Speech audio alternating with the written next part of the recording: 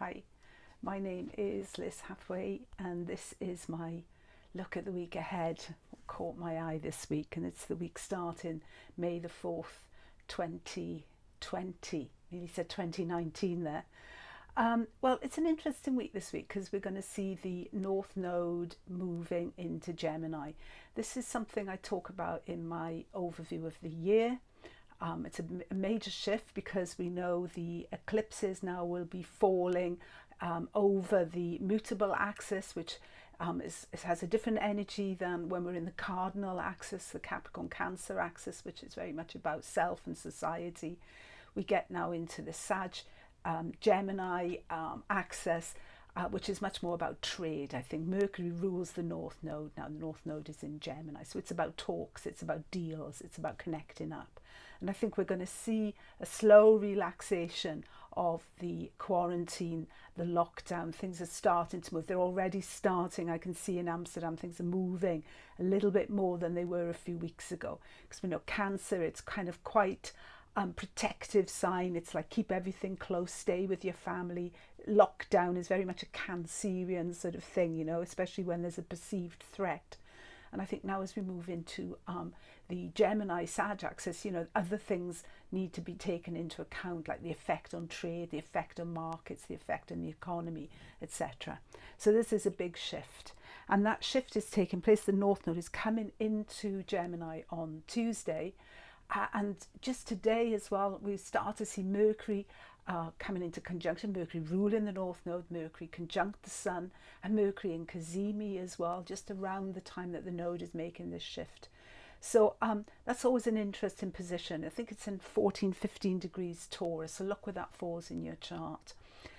It's a good time to listen to your inner voice, because, you know, planets close to the Sun are not in a good position. They are burnt up basically because we can't look into the Sun, so we can't see them. But there's a point which we astrologers call CaZimi, where Mercury is very close to the Sun, 17 minutes either side of that conjunction, exact conjunction.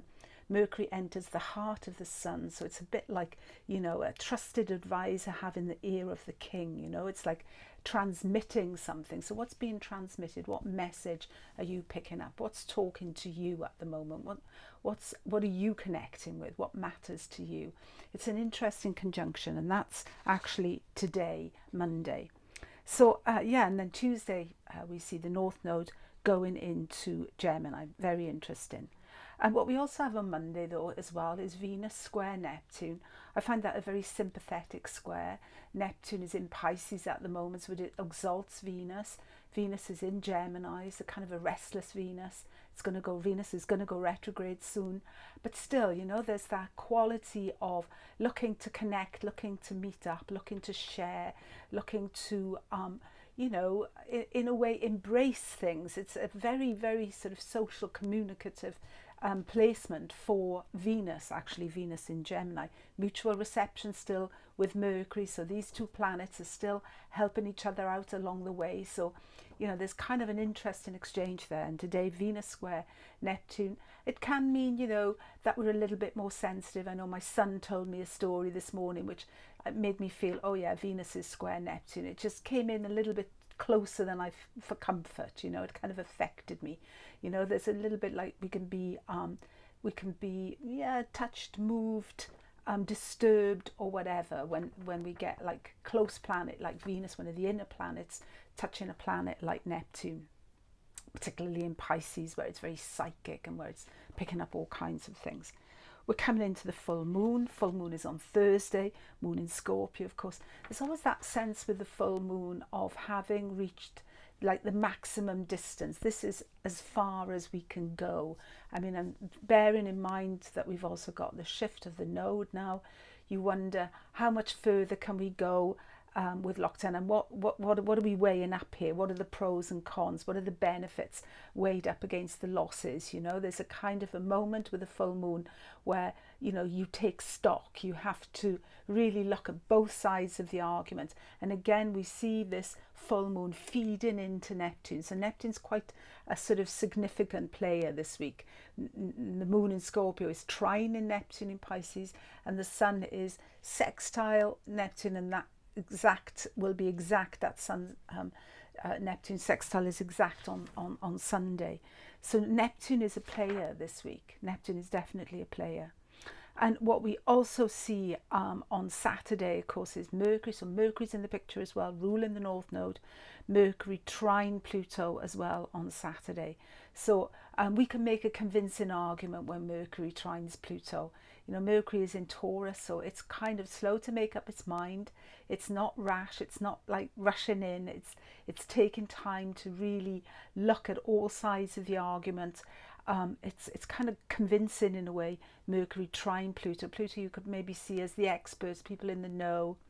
And what we see, you know, all of this full moon, the changing of the nodal axis, and then we start to see next week as well some backtracking, some, you know, some letting go as planets go retrograde. You know, Saturn is stationing this weekend. He's going to go direct a week today. Next week on Thursday, Jupiter will go retrograde. Wednesday, the day before, Mercury will go retrograde. So next week is the week of the retrogrades, really, with 3 planets going retrograde. Pluto already retrograde, of course. And with retrograding, you know, we can say, you know, backtracking, going over, you know, sort of, sort of searching and working things out in some cases as well. But certainly, like the desire to go forward with a certain tack, to keep going on that track, we start to see a reluctance to go any further with that.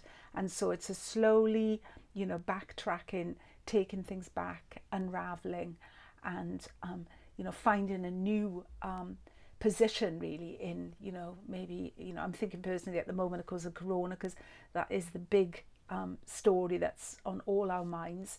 I sense, and I said this a few weeks ago in a vlog as well, I said when the nodes come into the into Gemini, it's going to be much more difficult to you know, to play the safe card. There's a lot less willingness among people to oblige. You know, there's much more need to have some connection outside of yourself, you know, because Cancer can be, when you're in that shell, you know, it can get very monotone in there. You know, it's like you're only hearing your own voice, or, you know, a select group. It's missing something, and air is longing for that wider audience. And as I said, you know, Mercury ruling that node now, very much about trade, very much about money, very much about business. Okay, thank you for listening. Have a great week, and yeah, stay safe. Bye.